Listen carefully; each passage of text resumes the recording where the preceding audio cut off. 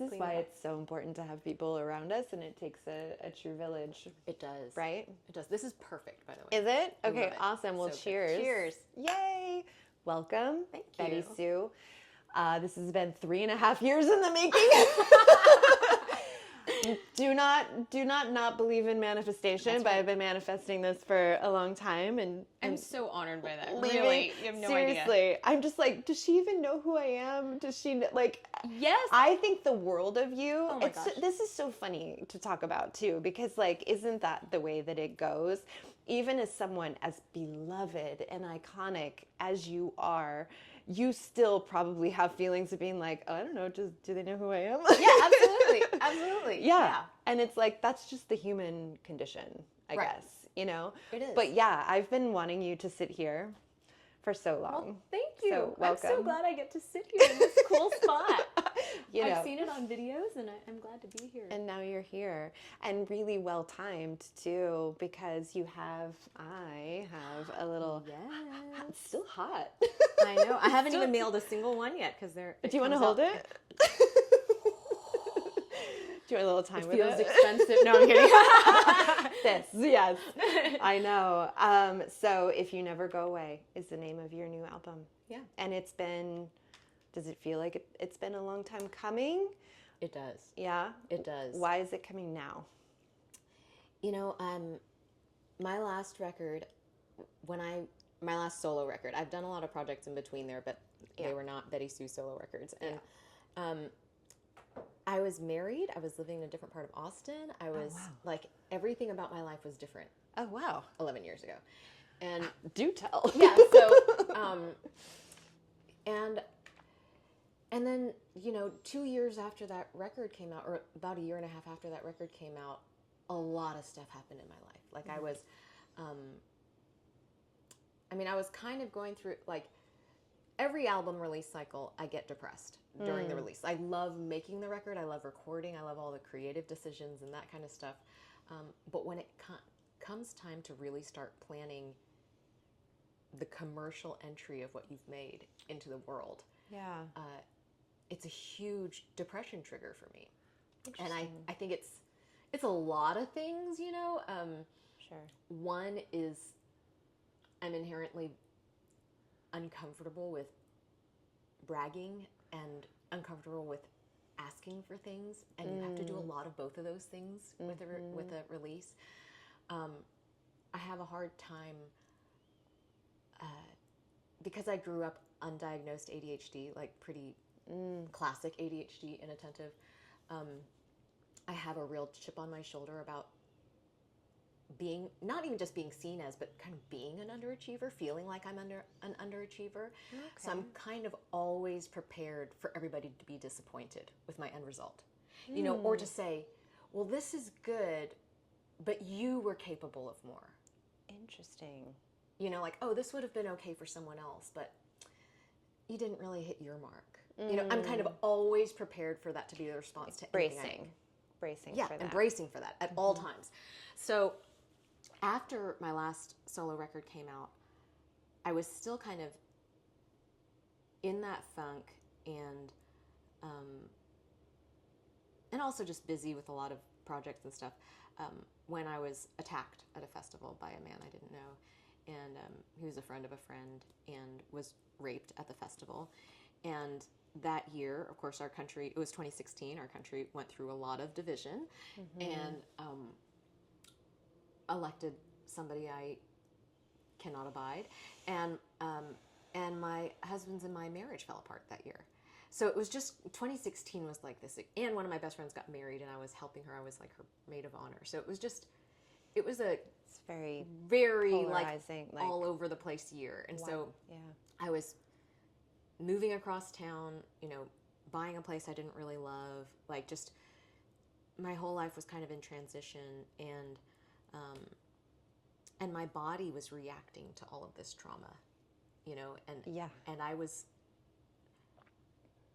I kind of didn't know what to do with myself. So I kind of leaned into my sideman work, which I also still love to do. Like I love playing music with other people. It's one of my favorite things about music is that you get to listen to other people and react and respond, and they get excited by the interplay, and you get excited by the interplay. Yeah, and, it's a different muscle to work. I just love it. So, and since I was a kid, I always wanted to be a harmony singer. So, like, I was doing a lot of that. And so I was singing with Bonnie Whitmore and Michael Fracasso and Charlie Faye and the Fayettes, and then, you know, and a couple other people. And then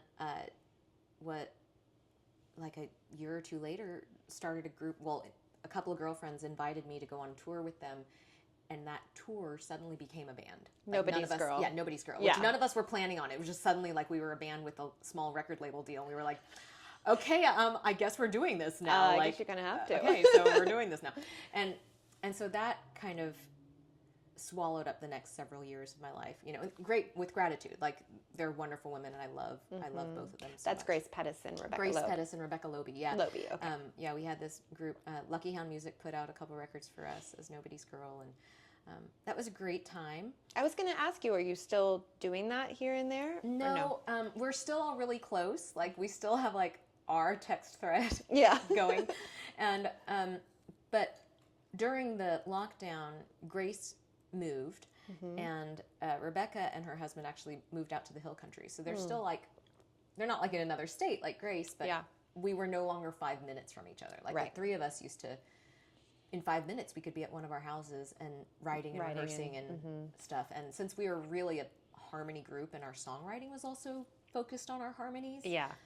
You kind of need to be close. Yeah. So it didn't really work for us anymore. And honestly, when we decided, or when we realized we were a band, our plan was always to go back and forth between our solo work and our group work. Yeah. But because of the shutdown, our solo work was pushed back a year and another year and another year. And before we knew it, none of us had released or worked really on our solo stuff in about 3 or 4 years. Wow.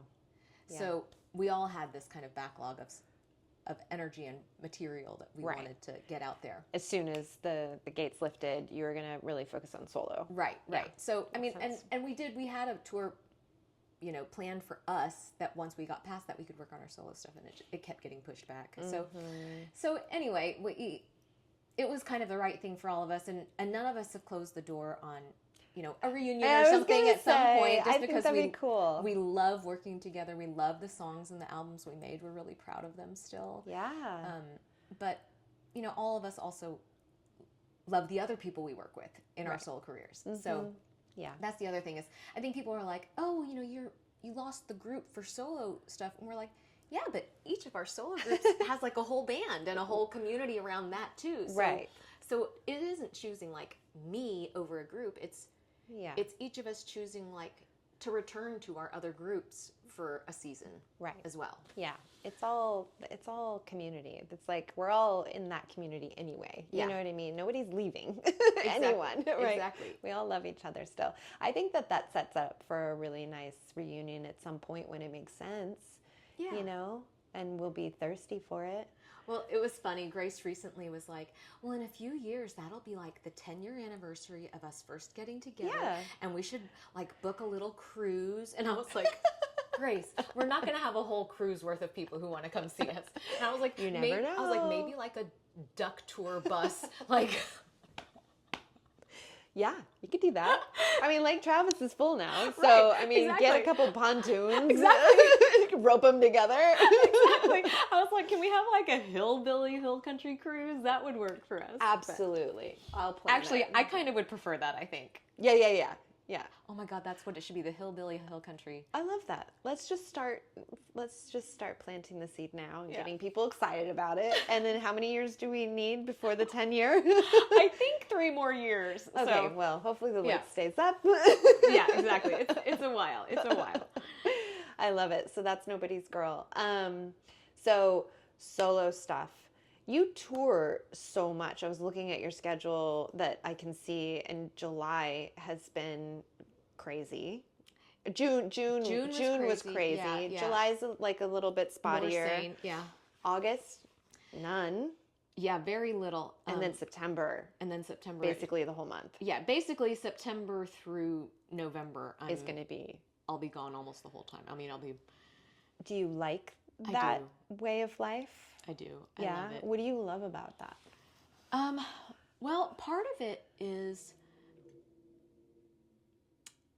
it so much of it goes back to like whether or not I realize it, this childhood trauma stuff. But part of it is that I have always like this very unrealistic idea of how much I can accomplish at a time, how many hats I can wear.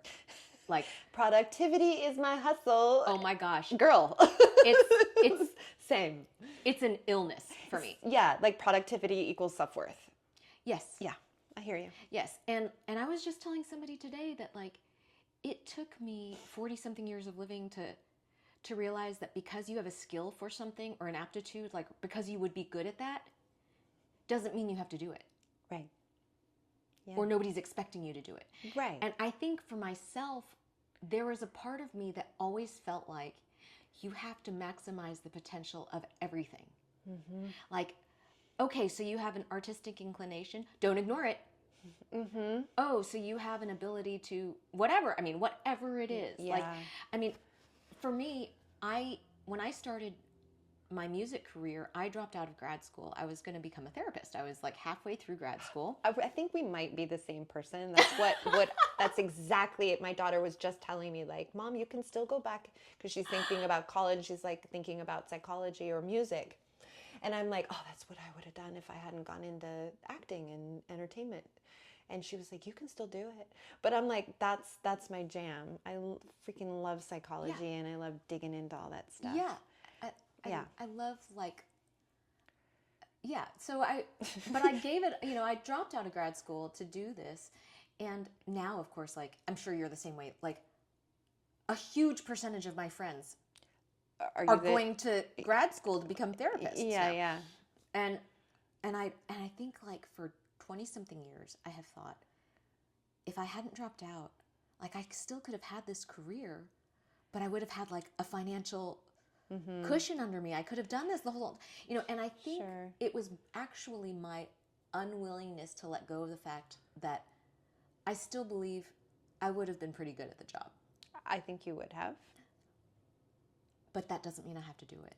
Exactly. And that was a really hard thing for me. Like, let that balloon go. Yeah. Yeah. Like it almost, and part of it was like religious upbringing too. That Same. like every ability and every gift comes from, like, this is what I was raised to think. I'm not saying that the church on it as a whole believes this or that any person necessarily channeled this to me, but what I absorbed from it was if you have a God-given aptitude or gift, don't waste it. Don't waste it. Like, that is not stewardship of what you've been given. It's irresponsible. Yes. Yeah, it's totally wasteful. And so I spent all of the years of my life until very recently feeling like any aptitude I had that I wasn't exploiting, I was wasting. And so I always felt like no matter how much people around me might have been proud of something I did, I was filled with shame all the time. Because I could feel like if you only knew all the stuff I'm neglecting. Right. All it's the like time. You know the truth and they don't. And so there's that mismatch, right? Right. Whereas when I was a kid, I felt like it was other people who felt like they could see this potential in me that I didn't embrace. And so I was disappointing them. And now I feel like I'm the one who sees my ability. And now I feel like, well, they would be disappointed if I just only let them in on all this. So yeah. And it's pretty revolutionary still for me to let go of that. What has to take the lead for you to be able to let that balloon go? Like now in your life when you know what you know and we reach those, like I'm in my late 40s. It's so awesome because I'm like, I get it. Yeah. And I understand who I am and things are so much clearer in a lot of ways. And I have the confidence to let go of a lot of that old stuff, right? Yeah. I'm very aware of how I've tended to live my life, but I'm also more apt to let go of things and follow my heart. So the question for you is, as you find yourself, behaving differently and letting go of things, what is the center that sort of leads you now? Is it more heart led? Is it like, what's the front of the train for you now of like? Yeah, I mean, I think in practice, it's still hard for me to let those things go. Mm-hmm. But I think this is going to sound very simplistic and like a nothing answer, but it's true. I think part of it is exhaustion. Just realizing like, I just can't. Mm-hmm. I just can't. There's not enough time. There's not enough energy. My body can't sustain it. Mm-hmm. Part of it is realizing that life is short. And if I don't prioritize just one or two things over all the other things that I might be good at or might enjoy doing, then not only will I not have exploited all of those things, I won't have exploited any of them. And I don't mean exploit in a negative way, but I wouldn't have explored. Like I wouldn't have taken something to its, to my potential with it. Or been brave enough to see what my potential is. Because I think that's another thing for jack of all trades type personalities is that if you can just be a little bit better than average at a lot of things, that's how I. then you can tell yourself. Then you feel like, well, if I really committed to one of those, I'd be amazing. But I don't have to find out that I wouldn't be. Because I'm just going to be like maybe a little bit above average at like 6 things or something, and the scariest thing is, what if I focus on one and find out I'm still only a little bit above average, or I'm just average. I have this thing where it's like, this is so on spot on for me. I have this thing where sometimes I just won't try something because I don't want to waste my time, because in case I'm not very good at it. Like, and I'm not a perfectionist. I'm not someone like at all. Like if I can't pick it up quickly and it's not natural, then I don't do it. Like I'm not going to read a book on how to do something ever. I mean, I'm just not. That was my brother. Like he was the book kid. He was the academic. I'm the natural talent, artist, creative, and things come naturally to me. Right. So, and a lot of things come naturally to me. I'm good at a lot of things like you. And so I'm not going to waste my time reading a book and trying to get good at something, because I'm good at a lot of stuff. Unless I'm already kind of enjoying it. Yeah. And then I think I could become an expert. Sure. And like that's the show. It's like the rabbit hole. Yeah, like that's the show. Welcome to the vortex of the next however many hours of your life, and say goodbye to sleep for the next however long. Yeah. And that's for me, that's what building the show and going, you know what? Actually, I filmed a few episodes. I think I'm going to put it out. Oh my God, people actually want to come on. Okay, we'll stop putting it on YouTube. We'll do this. We got million views. We got this. Like, I still have never watched a YouTube video on anything of how to like do this, but like I build the plane as I'm flying it, and turns out it's kind of good, keep doing it, whatever. Right. But yeah, that's how I am too, where it's just like, but I can see your point where it's like, do I have the courage to try something new, like, and risk being bad at it? And do I have the courage to stay in it and keep trying? Or, who am I with that kind of stuff, Right. And the thing is, like, whether or not people believe in the concept of genius, like, no matter what you choose, there is somebody who's going to be just preternaturally off the charts at it. Oh, yeah. But do you care about that? That you'll never care about. I mostly don't. But I think there is a child version of me inside that cares, that always hoped that I would be like such a prodigy at something. Okay. Yeah. See, I don't have that. But I also knew I wasn't. Okay. And so, but I think the way that I was raised, it's a little bit scary to lean into one thing knowing that you're not going to be that. Oh, okay. Yeah. I hear that. And I think part of it was that like those were the people that my parents really put on a pedestal.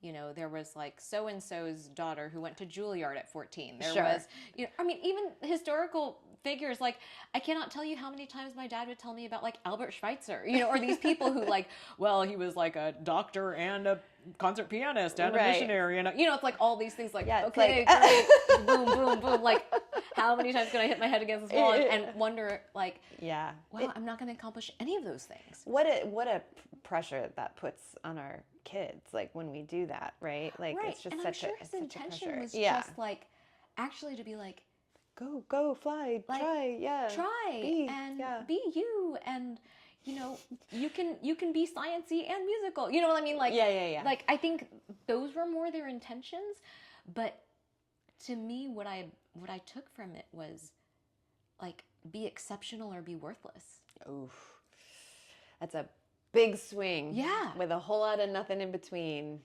Yeah. But look at where you are and what you did. So yeah, you quit grad school to be a musician, but I mean, your career is beautiful. The things people say about you are so beautiful. Oh, it's so nice. Every time. I've had more than 3.5 years of having you in orbit before you've landed here, and hearing about BettySoo. And I mean, I'm in the community and I get to hear what people say about people, you know, and it's always just really lovely. It's a beautiful community. But like, I think last time I saw you, it was a Saxon pub, and you got up with Pat Byrne and sang, and I think someone was like, you know, she has perfect pitch. Like, that's the one thing that I always hear about you, which I have a question on, because I want to understand exactly. I know part of what that means, but I want to understand all of it. Yeah. But we were standing out there, but man, the chatter that happens when people know that you're in the room. You've got to know what... I'm oblivious. This is like a total surprise to me. I'm not kidding. I'm like, really? What? Oh my God. Like, what? When you are in the room, the chatter is like electric, and people, it's nothing but love and respect and adoration. So nice. And like, it's BettySoo. Which is part of the reason why I was like, oh, does she know who I am? I'm like, I have a show. Do you want to come on? Like, here's my card. Oh, you probably don't. You know, and I carried your card for years. Like, literally for years, going, I really want to call this woman. She's so cool. She sings so cool. See, do people understand? People like you if you don't think they like you. Yeah, people like you. People like you. You know what? If you're, like, not creepy and you're nice, pretty much people like you. I didn't answer your question. I just realized. But if I love being on the road all the time or being that busy. And, and you know what? It's because... When I'm home, it's so much easier for me to believe falsely that I have all this extra margin, socially or work-wise or hobbies or whatever, like housework. I mean, whatever. When the fact is, when I come home from tour, I've got to catch up on all the stuff that I've been neglecting for the last month, like physical mail that's come in. Like, how long does it take you to go through a month of physical mail, you know, and to catch up on that stuff, or like repairs on your house, or, you know, having dinner with the few most important people in your life. I mean, just like those few things, that could be your entire time home. Yeah. So, and so when it comes time to leave on tour again, that feeling of overwhelm and feeling like I'm behind and feeling like I failed at all those things is really intense. So my whole time at home, I'm kind of fighting that current. And when I am on the road, like, I'm not a person who is very good. I've always wanted to be a person of ritual, and I've never been a person of ritual. Like, I don't have a morning beverage every day. I don't have you know, like, people, like, get up and they have to have coffee, or I have tea, or they have, like, I don't have that. Really? I don't have that. What do you do in the morning? It's different every day. What? It's different every day. Oh my God. I mean, sometimes I wake up and take a shower. Sometimes I don't take a shower till afternoon. Sometimes I wake up and exercise. Sometimes I do email in bed for an hour. Sometimes, I mean, like, it is, wow. I am completely inconsistent with my schedule. Interesting. I'm so opposite of that. Yeah, like, I have no, part of the reason, like, I make this paper planner every year, and part of the reason I do it is to try to force myself to have some I saw rituals that. that create healthy patterns, because naturally my brain doesn't do that. Wow. But tour forces it. Okay, yeah. You have to be up early. Right. You have to be out of your hotel by a certain time. There are certain things you have to do before you're in the car because you're not going to be able to do them. Right. Then you have to drive for several hours and you're not going to be available for X, Y, and Z. You go, you check into your hotel, you load into your gig, you sound check, you set up merch, you play your show, you load out, you get back to the hotel, load in again, and then do all the things that you have to do before tomorrow. Right. And that's all you can afford to get done. And everybody else in your life knows that your bandwidth is limited. Nobody's expecting you to be available for an hour-long phone call. Yeah, so the expectation kind of starts to come down. Yes. And you get to tether to some things and create a little bit of routine. Yes. Okay, I could see where road and life... I feel like every day I have an opportunity to knock it out of the park and be done with my day. And then you tie a ribbon on that. That was Chicago. Tomorrow is Cincinnati. Yeah, and you're like, all right, Chicago was great. And you can compartmentalize that. Yes. Are you good at compartmentalizing? No. but touring, I am. You have, because it is one big it's forced. compartmentally. Because you're so forced to be focused on today. Yeah. That you have to be so present that, I mean, and you're driving, anywhere from 2 to 7 hours in a day, sometimes more. So, and you have to be on. You don't want to injure somebody else in your car, so it's like, so you're so focused all day, and you can only manage that day. Yeah. And that feels like such a relief. Yeah. It's such a mental and emotional relief for me, even though it's physically exhausting. It sounds exhausting, but it makes sense on why that would be a relief for you, knowing now what you've said about who you are. And that makes sense. That's fascinating. And then after a show, when you come back to your hotel room, how long does it take for you to come down? And where's your mind? Like, is it hard to come down from that and then get sleep? It is. No matter how exhausted I am, it takes me at least 2 hours to come down. to stop buzzing. Yeah, I would imagine so. I would do it even when I did 6 months, one a month of live shows, and I'd do these like 3-camera soundstage, big tapings, and I'd get home from that and I would just be like, such a high. Yes. Such a high. The best. It is. But there's literally just like adrenaline and all these other chemicals just coursing through your body, and it takes a while for your body to kind of flush it out. Yeah. Yeah. You're vibrating with it. Yeah. So yeah. It does take me a while to come down. But eventually you do. But I do, yeah. Eventually. Well, most nights I do, eventually. Yeah, because you got to get back in the car. Yeah. Yeah. Let's talk a little bit. I want you to play a song if you want to play a song, but let's kind of highlight the album a little bit. So you have a song that just came out.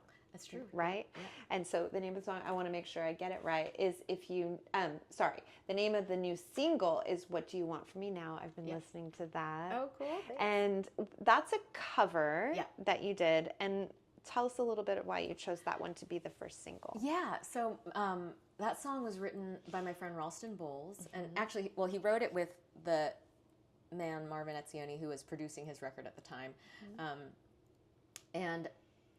And I remember hearing that. I met Ralston about the time that record came out, which I think was around 2009 or 8, 9, 10, somewhere in there. And we had some mutual friends. I fell in love with that record. It's called Rally at the Texas Hotel, and I don't even know if you can find it anywhere. It's not streaming for sure, because I've looked. I've got it on CD, thank goodness. But I was in love with that record, and I really like Ralston as a person. And so I just started covering it with my band right away. Because I was like, Ralston, do you care if I cover it? He was like, do it. I love that you do that, by the way, that you cover songs from people that might not tour as much and get out there as much. It's a really beautiful thing that you do. Thank you. Yeah. Thanks. I mean, I just like find something you find love. songs that exactly. I'm like, and especially he had gotten ill for a while and couldn't tour, and like I was like, God, this song is too good to not be being played all the time. And my band all fell in love with it too. And over time, I just loved it because it felt that just felt good to play. Like, I loved the way it was written. Like, I just thought it was a great song. And as I've gotten older, the song has become more and more profound to me. Because I've realized, yeah, these are very simple phrases. It's a very simple song on paper. But in a relationship, those are really hard questions to ask and really hard questions to hear answers to. You know, if I give you everything you need, will it bring you to your knees? You know, like, if I do everything within my power, can I make you happy? Or will we be okay? What do you want? Those are foundational to a relationship. Yeah. And I don't think we understand that until around this time in life. Right. Where you really, really start to understand what makes a relationship and what it needs. And also, if this isn't what you need, then how do I give you that freedom? You know, or how can you give me my freedom? You know, or and that it's so painful, but you want to know. At some point in your life, it is better to know the answers, or at least to be seeking the answers to those questions, than to be afraid of them. And now the song, I mean, we recorded a version of that 14 years ago, I think. And then we used some of the pieces of that recording in the current recording, you know, put some new stuff on it. But I think about how these years later, I've gotten more brave with those questions in my life. You know, and I've asked myself those questions. Like, what do I want from myself? If I give everything towards some of these things, will that be satisfying? Yeah. You know, and what is it that I'm looking for in life? You know, and I think those are scary and big questions. And so I just loved that he has this song that sounds like anthemic and rockin' and cool, you know, and it's got this great structure to it, but it's also simple. It's simple, but it's mature. And profound. Yeah. Yeah. Well, that's the thing that when we're writing, right, that we want, those are the boxes we want to check. Yeah. You know, to be able to cut to the point, use as few words as possible, right? To be deep, to wrap it in anthem and something that we want to sing along to and tap our toe to. I mean, it has all those elements. Right. And it's so cool to hear your voice on it. Yeah. Well, thanks. Because it sounds like you like singing it. Thank you. You know? Thank you. Yeah. I mean, it's funny, just as you were saying that, I was like, yeah, it's like being Oprah or not that I'm comparing myself to them, but it's like your goal is to be like Dolly or Oprah or somebody who like can do these really meaningful, soul-touching things and be so cool. You know, like you're like, but they're cool. Yeah. It's like when you just get in that alignment and it's just like, this is the path I'm supposed to be on. Yeah. It's like when everything just lines up. And There are like, also great examples too of like people who are cool because they're not trying to be somebody else's cool. Oh, 100%. You know, like they're not trying to be a cool girl. They just are cool. Right. Because they're being authentic usually. Yeah, that's exactly. that for me. That's Exactly. it. They're like, just themselves. Just be yourself. Yeah. Like, yeah. Even if it was scary. I'm not saying they were unafraid. Right. They probably were sometimes. Yeah. But they just were like, well, go for it. I am. Yeah.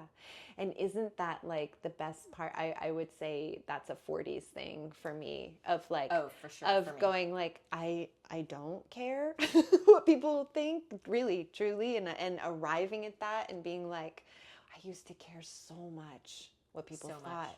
I mean, you know, and now I have teenagers and I have a teenage girl and I'm, not that she's fully embodying in that, but high school, I mean, are you kidding? Yeah. Like, that's all I cared about was, I mean, I'd like to think I was a little bit outside the fringe of that, but still, it's like you do care about what's happening and you want to fit in and I wanted to be different, but not too different. Right. You either spend your energy trying so hard to get approval or trying to convince yourself so hard that you don't need or want it. Right.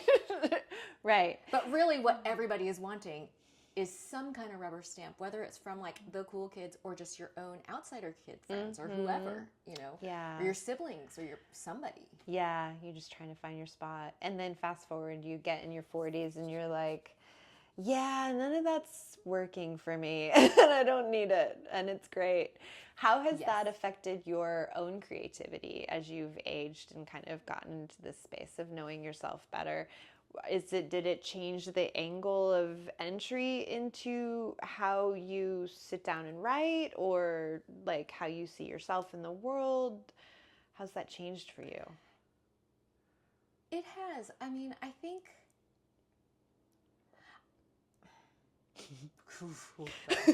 Do we have 2 hours to talk about it? Like I'm still a pretty harsh critic of myself, and I see it, but now I see it come out in criticism of others, whether or not I voice it. I try not to voice it very much, but when I find myself having a critical thought about somebody else, I'm so much quicker than I used to be at capturing it and realizing that I'm self-criticizing. Usually that's what it is. I mean, and I think we've known from a young age that the thing that annoys us about somebody is something that's in us, but like, I think we keep getting like more insight into that too. And as I get older, I'm much better about like I said, capturing that thought and going, nope. The self-awareness piece. Nope. Yeah. This is not about them. You're not disapproving of them. And you have no idea what's going on with them. And it's funny. It's easy to point it out to other people, though. I was with a friend of mine recently, and he was getting kind of road ragey in the car, which I had never ridden with him before. So so it's not a close friend. So I would just say, so it's kind of safe. Like, you can't make a guess because it's not somebody I ride with ever. And I was really surprised because he's like so cool, chill, and, like not an upset person. And like kind of like hippy dippy, like, oh, everybody's like, and then in the car he was like, what an idiot, and just like getting kind of angry, not scary, but like I was surprised. And somebody cut him off, and it was bad. But he said, like, what would excuse that? And without thinking about it, and it's not like this was a regular answer for me. I'm sorry. I'm so sorry for anybody who's grossed out by this stuff. I immediately said, explosive diarrhea. Yeah. And he just started cracking up, and he goes, you're right. If I knew that was the case, I would totally forgive that guy. Yeah. Yeah. So now everyone that cuts you off has explosive diarrhea. They couldn't help it. And they gotta go. They gotta go. They gotta get off this road. They gotta do something. Yeah. Okay, the only place that I get super, super critical is in the car. I don't get road ragey, but I expect everyone to pay attention. I really do. Yeah. I expect everyone to be as hypervigilant as I am. Well, we are hurtling down the road at massive speed in giant death machines. Right. So it's fair. Yeah, I think it's fair. Yeah, but I'm going to use that. So thank you to your friend. I'm going to use the explosive diarrhea thing. And next time because what I get so frustrated about is like people that drive like this and they're on their phone. I know. So when I know they're on their phone and then they behave like that, this is going to be a tough one for me, but I'm going to try it. Explosive diarrhea, even though I know. Well, you know what my other trick now is when somebody's driving really erratically like that and stuff. I used to tell myself that I was making sure they were okay, but I know that I'm checking to see if they're on their phone. Oh, wait. Oh, so now I refuse to look. Sometimes I still catch it, but I try not to look. Really? You're better than me. No, I'm just because it'll just make me angry, and it doesn't affect them at all. They're clueless. Yeah, and so me getting angry seeing them on their phone, doesn't hurt them. It only makes me angry. True, you're so smart. Yes. No, I'm not. I'm just very limited in controlling my anger. I'm anger avoidant. So I'm conflict avoidant, anger avoidant. So I just try not to look now, and that's probably the better thing to do. It makes it better. I don't know if it's better overall. I mean, avoidance is probably not a real health strategy, but in this case, in the moment, if it's, as we hurl down the road at 70 miles an hour, it probably is the better choice. I have a really hard time with that though, but I don't know. You would think I was a firstborn. I'm a baby. I have no business acting like a firstborn. I'm a lesser of middle children. So 3 of 4, right? Yeah. So yeah. You're like, avoid. actually, that's probably exactly right in line for me. Like avoiding all conflict and being a peacemaker. Is Right. totally I'm my not role. here. I'll just go right You're by fine. you. You're fine. I didn't notice. What did you do something wrong? I'm not going to tell. It's cool. Who, me? No. Yeah. No, it's. I love it. I don't know, but I think that whole thing of just it's like, I don't know how many times it's going to take for me to repeat, you don't know what's going on in somebody else's life before I finally go there first. Yeah. Yeah. Instead of judging people. Just tattoo it somewhere. Where One day, that thought is going to come first rather than on the heels of the judgmental thought. Mm-hmm. And I'm really looking forward to reaching that level of maturity because it feels very far away. Yeah. Yeah, I could see that. Yeah. I get it.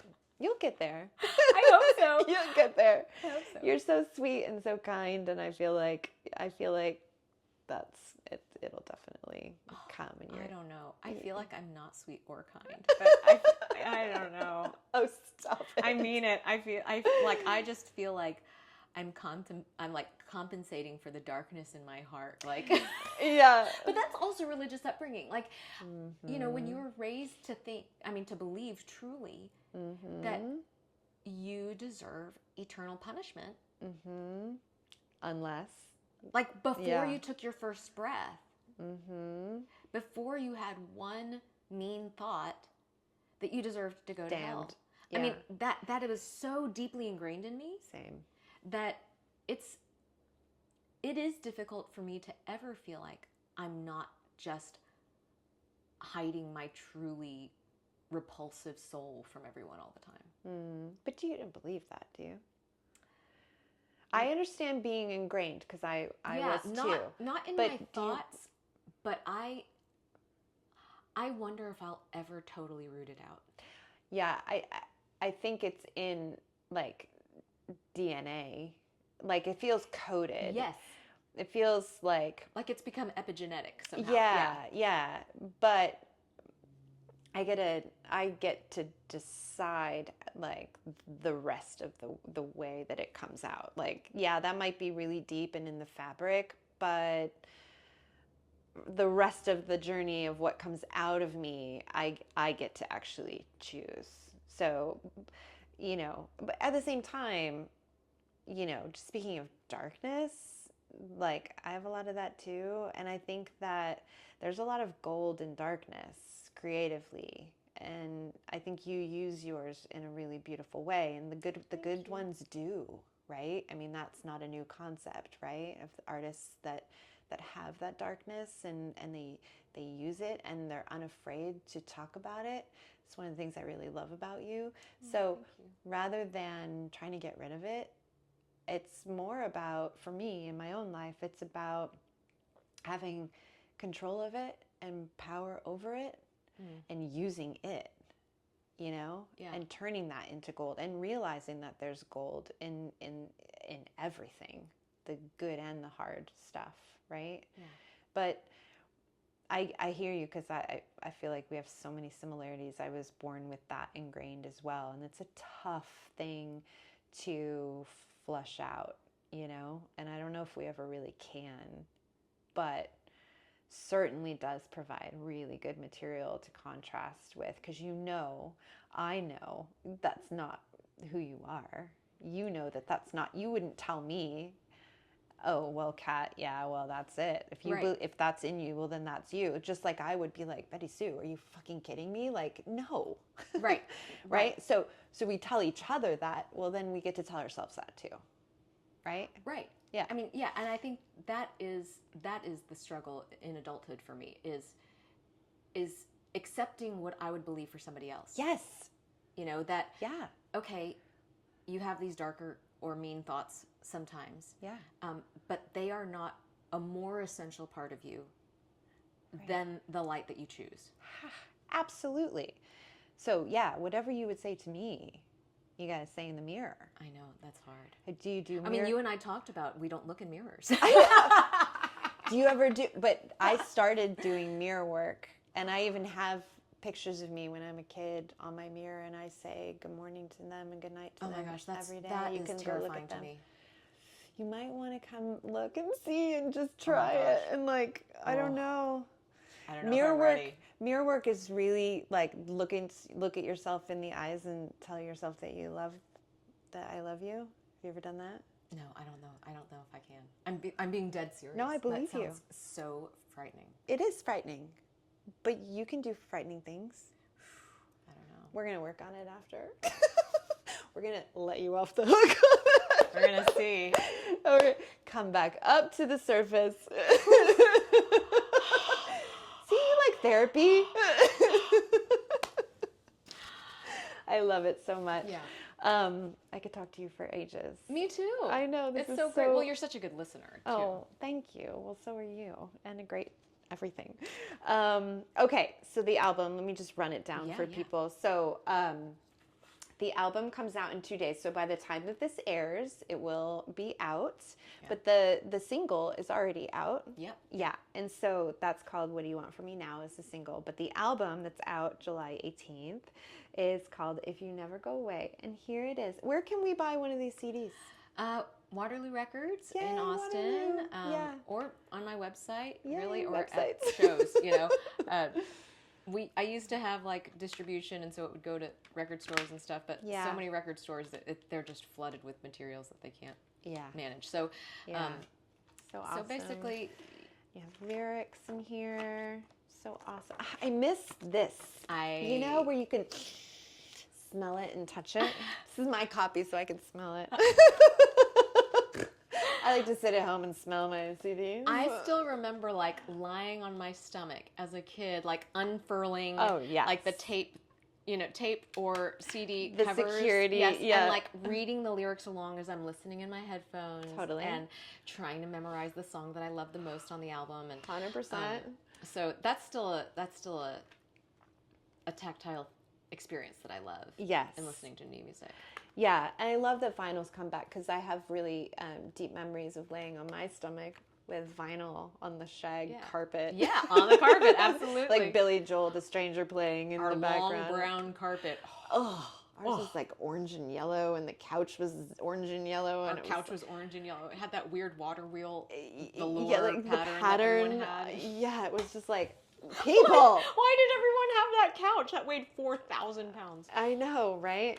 So pick up a copy of this beautiful work of art that feels right that it's out now, and you feel good.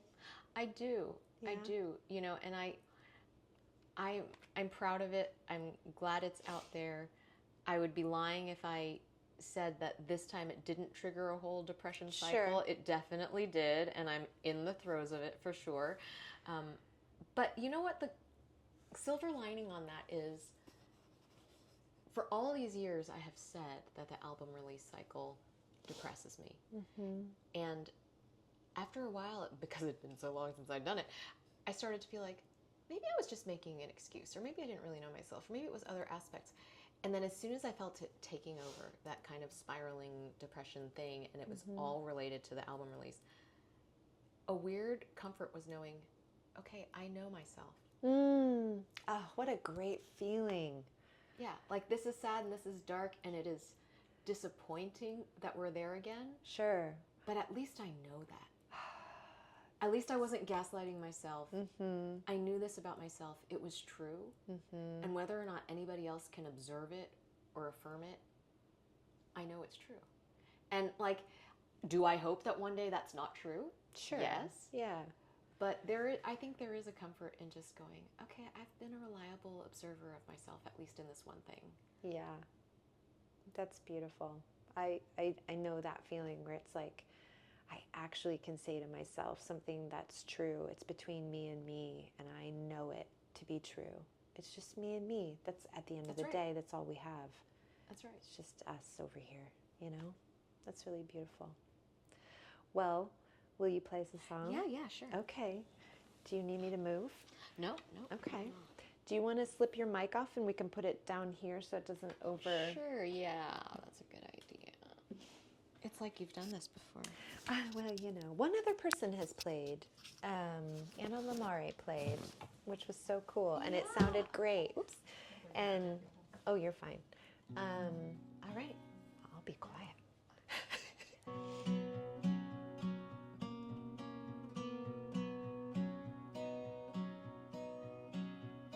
You've come a long, hard way, but still some days you still feel all on your own. And other days you wish you'd gotten clean alone. Months of tears you didn't notice when your fears of every crushing sunrise placed your dreams inside. It's time for longing, hope and wanting, wishes and yearning for the dreams that burn in you. I know it feels like make-believe when dreams seem so far out of reach, but that's the thing about dreams.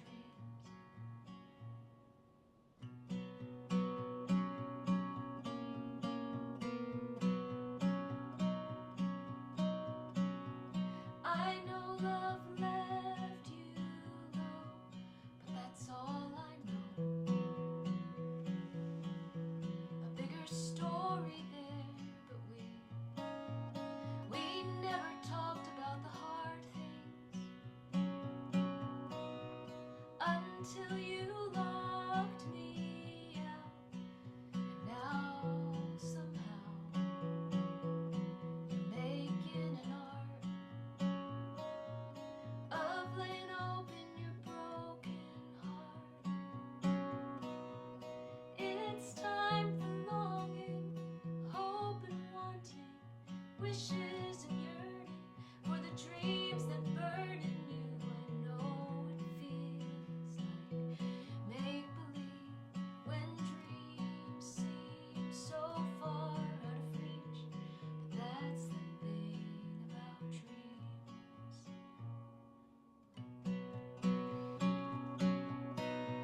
It's time for longing, hope and wanting, wishes and yearning for the dreams that burn in you.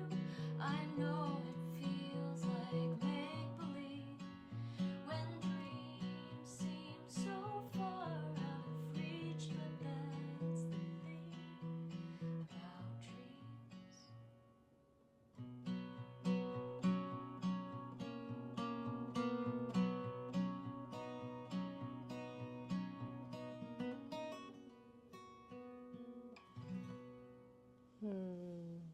So beautiful. Thank you. Oh, thank you so much for coming on. Thank you for having This has me, been the Kat. best. I I just want you to loved move talking in. with you. Be my best friend forever. Wow. Wow. This is really great. Thank you. This is really great. I appreciate you. Yeah, I appreciate you.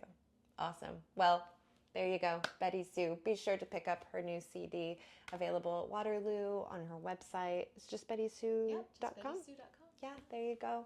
Thank you again. Thank you. If I ever talk into my mirror, I will let you know. We might practice it a little bit. We'll roll a little B-roll on that. I don't know if Just I'm ready for an kidding. audience yet. Yeah. I'll probably be like, oh. Baby steps, baby steps. Big ugly tears. Yeah. All right. Well, we will see you next time. Thanks for watching.